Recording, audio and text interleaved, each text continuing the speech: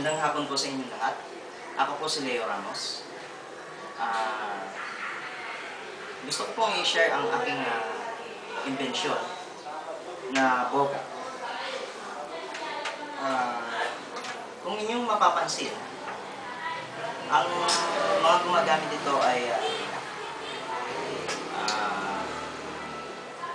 ay pawang professional lamang. Sabihin na natin professional. Karaniwan ginagamit ito tuwing New Year. Tuturo ko po sa inyo kung paano magawa ng boga. Start tayo sa PVC po. Ito po ay gawa lamang sa isang PVC. Ngunit, kapag kayo ay gagawa, siguraduhin na ang pangalan ng inyong PVC ay Neltex. Kasi meron din pong PVC na kulay itim. Hindi po pwedeng gamitin. Maaari natin sabihin bawal ito. Bawal ito sa mga bata. Kapag gawin ito, kakailangan natin ng lighter kalan. Yun yung kunin natin yung ignition niya. Nakuha po ng ignition, i-repair po natin siya. Kumbaga sa loob nito ay merong dalawang wire.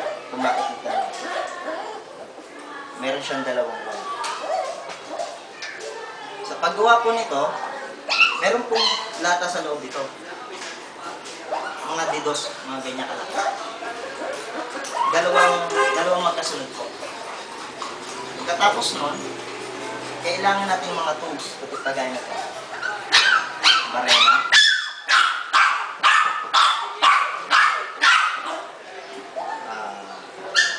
Glue gun. Siyempre, ang bala. Paggawa nito, bubunutin mo na natin. Itong area na ito. Pagkabutas po niya, tsaka natin paiinitan sa isang kalan. Sa isang kalan. Kung meron po kayong kalan, iinitan po natin itong kalan. Pagkatapos nun, kung meron po kayong bakal, makita o bakal, pabutas nyo na dito at bumili kayo ng ganyan kaliit na nuts. Ganyan kaliit na nuts, tsaka nyo siya ibarena dito. Nakita nyo na po. Sa cup naman po, kailangan makikita natin na Neltex ang gamit natin. At pagkatapos nun, kumuha po kayo ng sinelas. Yung ano po na sinelas. Ganyan po, goma po. Tapos dito po. Ilalagay natin dito. At ididikit na glue gun. Bakit po? Kasi ang purpose nito, pag nilagay po natin ito dito, ang puwersa ng what you call this? Ang puwersa po ng gas, nasa po, umiikot po yan. Ngayon, ang puwersa bumagal po siya. Kaya pagka sinarado natin ganyan, kailangan, ito yung matibay. Subukan po natin. Ang sangkap po nito ay denatured alcohol. Ito yung nabibili sa mga hardware. Ilalagay natin sa isang spray. The more na maraming spray, the more na mas malakas. Yun nga lang, kailangan 4 na beses ang spray niya. Hindi siya lalampas ng 5. Lagi po natin tatandaan, hindi po pwede sa mga bata ito. Ginagamit lang po namin ito para makapagpasaya ng sa tuwing New Year. Ganito po. Makikita niyo po yung loob nito. Painitan po siya bago ipasok yung mga lata. Ganyan po kalaki ang lata. Tapos, ang bilog po niya, makikita niyo sa loob, ganyan. Meron siyang maliit na ganyan. Ito po ay hindi po laruan ng mga bata. Sa lakas po nito, sa lakas ng impact nito, pati ang mga ilaw ay napupundi. Yan po. po, i-example ko sa inyo, i-spray ko po siya. Kailangan sabog. Kailangan siya sabog.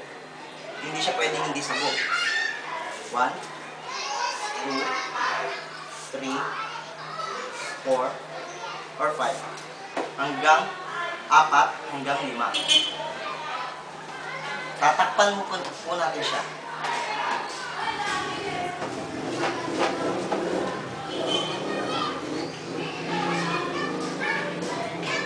Pagtakip, siguraduhin sarado ito.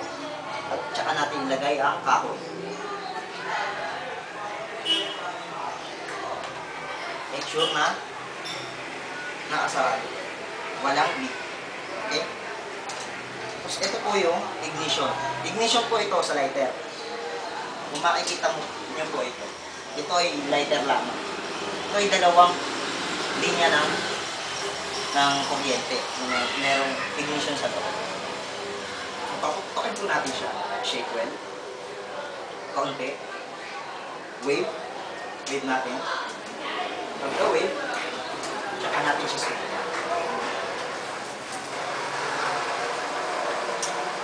Ito po ang boga ni Leo Ramos.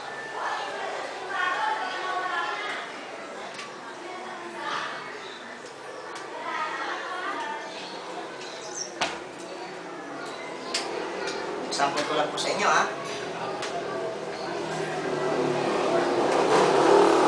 Makikita mo. Yan ay gawa sa akin.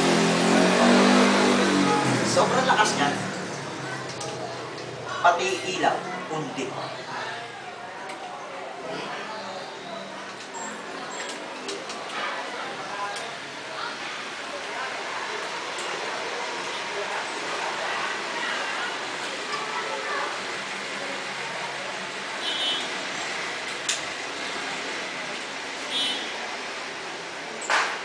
Maraming salamat po. Ako po si Leo Ramos. Nag-uulat.